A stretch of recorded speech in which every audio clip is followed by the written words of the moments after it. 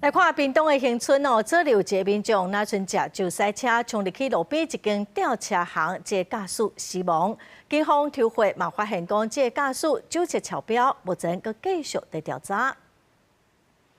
一台銀色的箱仔車，無到1秒就對路迄頭衝入去紅燈卡的草埔，弄對一間吊車行。箱仔車車頭規個變形，車行飼的狗仔去互弄死，鐵條仔甲吊車嘛受到影響。附近幾落支監視器，攏翕到這台箱仔車佇路面劈車，車速足緊，閣駛顛倒向，實在足恐怖。伊弄第一支條啊，伊個條啊，阮的車卡剩迄個條的邊啊遐，種弄的，講規個我的車迄個卡種砸歪。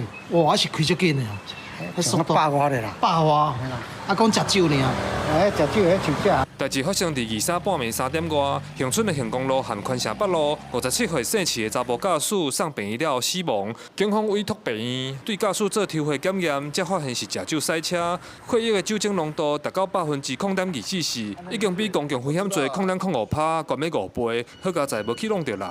因酒後駕車不慎自撞民宅，經送醫不治死亡，委託醫院抽血檢測。換算酒精濃度為每公升1.22毫克，本分局將持續嚴格取締，以維護用戶人安全。